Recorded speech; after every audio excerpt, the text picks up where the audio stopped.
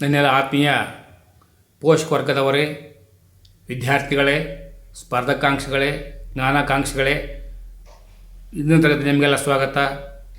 ನಾನು ನಿಮ್ಮೊಡನೆ ಹಂಚಿಕೊಳ್ಳಲು ತಂದಿರುವಂಥ ವಿಷಯವಸ್ತು ವೇದಗಳ ಕಾಲದ ನಾಗರಿಕತೆಯ ಸಂಚಿಕೆ 2. ಇದು ಧಾರ್ಮಿಕ ವ್ಯವಸ್ಥೆ ನೋಡ್ಕೊಂಡು ಬರುವ. ಯಜ್ಞ ಯಾಗದಲ್ಲಿ ದೇವತೆಗಳಿಗೆ ಪ್ರಾಣಿ ಬಲಿ ನೀಡುತ್ತಿದ್ದರು. ಉತ್ತಮ ಮಳೆ, ಬೆಳೆ ಮತ್ತು ದಸ್ಯು ಬುಡಕಟ್ಟುಗಳನ್ನು ಸಂಹರಿಸಲು ಇಂದ್ರನನ್ನು ಬೇಡುತ್ತಿದ್ದರು. ಇದರಲ್ಲಿ ಮಂತ್ರ ಉಚ್ಚಾರಣೆ ಮತ್ತು ಸೋಮಪಾನದ ಉಲ್ಲೇಖ. ಯಜ್ಞ ನಡೆಸುವ ಪುರೋಹಿತನನ್ನು ಹೋತರ್ ಎನ್ನುವರು. ಇಲ್ಲಿ ಮೂರ್ತಿ ಪೂಜೆ ಇರಲಿಲ್ಲ.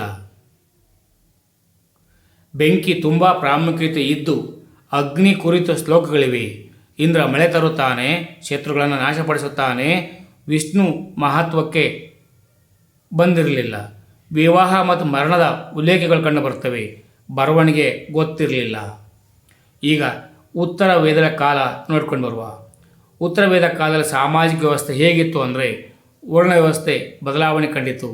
ಬ್ರಾಹ್ಮಣ ಯಜ್ಞ ಆಚರಣೆ, ಕಾಣಿಕೆ ಪಡೆಯುವುದು. ಕ್ಷತ್ರಿಯ ಯುದ್ಧ ಮಾಡುವ ರಾಜನ್. ವೈಶ್ಯ ಇವರನ್ನು ಕಾಣಿಕೆಯನ್ನು ಕೊಡುತ್ತಿದ್ದರು. ಶೂದ್ರ ಇವರಿಗೆ ಯಾವುದೇ ಹಕ್ಕುಗಳು ಇರಲಿಲ್ಲ. ಶೂದ್ರರು ವರ್ಣ ವ್ಯವಸ್ಥೆಯ ಕೊನೆಯವರಾಗಿದ್ದರು. ಶೂದ್ರರನ್ನು ಕೊಲ್ಲಬಹುದಿತ್ತು. ಯಜ್ಞ ಆಚರಣೆ ಮಾಡುವಂತಿರಲಿಲ್ಲ. ಗುರುವು ಶೂದ್ರರನ್ನು ತ್ಯಜಿಸಬೇಕು ಅಥವಾ ನೋಡಬಾರದು. ಇವರಿಗೆ ಶಿಕ್ಷಣದ ಹಕ್ಕುಗಳು ಕೂಡ ಇರಲಿಲ್ಲ. ಮಹಿಳೆಯ ಸ್ಥಾನ, ಹೆಣ್ಣನ್ನು ಕೆಳ ಸ್ಥಾನದಲ್ಲಿ ಇಡಲಾಗಿತ್ತು. ಮಹಿಳೆಯನ್ನು ಅಸತ್ಯದ ಮೂರ್ತಿ ರೂಪ ಎಂದು ಪರಿಗಣಿಸಲಾಗಿತ್ತು. ವರದಕ್ಷಿಣೆ ಉಲ್ಲೇಖವಿದೆ. ಶ್ರಮಕ್ಕೆ ಪ್ರತಿಫಲ ಇರಲಿಲ್ಲ. ಬಾಲ್ಯವಿವಾಹ ಪದ್ಧತಿ ಇರಲಿಲ್ಲ. ವಿಧವಾ ಪುನರ್ವಿವಾಹಕ್ಕೆ ಅವಕಾಶವಿತ್ತು. ಶ್ರೀಮಂತರಲ್ಲಿ ಬಹುಪತ್ನಿತ್ವ ವ್ಯವಸ್ಥೆ ಇತ್ತು. ಅರ್ಥವ್ಯವಸ್ಥೆ ನಡ್ಕೊಂಡು ಬರೋದಾದರೆ, ಸಿಂಧೂ ಪ್ರದೇಶದಿಂದ ಗಂಗಾ ನದಿಯ ಬಯಲಿಗೆ ಪ್ರಯಾಣ, ಅರಣ್ಯ ನಾಶ ಮಾಡಿ ಕೃಷಿ ಕಾರ್ಯದಲ್ಲಿ ತೊಡಗಿದರು.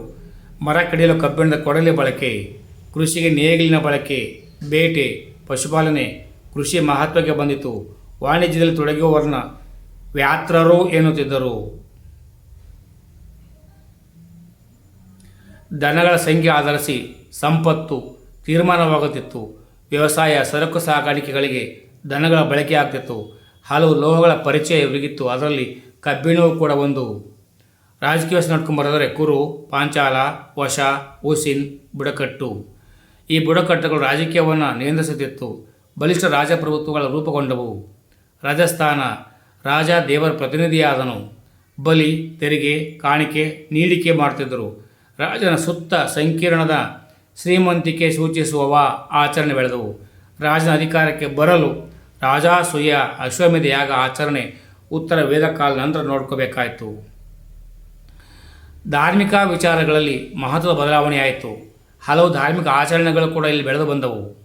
ವಿಷ್ಣು ಮತ್ತು ರುದ್ರ ದೇವತೆಗಳು ಪ್ರಮುಖ ಸ್ಥಾನ ಪಡೆದರು. ವಿಷ್ಣುವಿನ ಅವತಾರಗಳ ಬಗ್ಗೆ ಉಲ್ಲೇಖಗಳಿಲ್ಲ. ರುದ್ರನ ಸ್ಥಳೀಯ ದೇವತೆಯಾಗಿ ಸೇರ್ಪಡೆಯಾಯಿತು. ಯಜ್ಞದ ಫಲ ಎನ್ನುವ ವಿಧಾನಗಳನ್ನು ಪುರಾಣಗಳಲ್ಲಿ ತಂದರು. ಉಪನಿಷತ್ತುಗಳಲ್ಲಿ ಕರ್ಮ ಮತ್ತು ಆತ್ಮಗಳ ಪುನರ್ಜನ್ಮ ಎಂಬ ಹೊಸ ಕಲ್ಪನೆ ಆಯಿತು.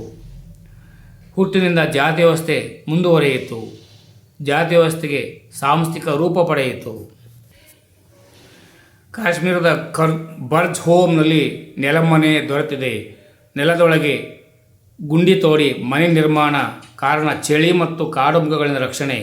ಇರಾನಿ ಮಾರ್ಗ, ಬೋಲನ್ ಪಾಸ್, ಫಲವತ್ತಾದ ಮೈದಾನದಲ್ಲಿ ಮೆಹರ್ಗರ್ ನೆಲೆ ಇದೆ. ದೊರೆತಿರುವ ಮೊಟ್ಟಮೊದಲ ಹಳ್ಳಿ ಮೆಹರ್ಗರ್. ಇಲ್ಲಿನ ಜನ ಬಾರ್ಲಿ, ಗೋಧಿ ಬೆಳೆಯುತ್ತಿದ್ದರು.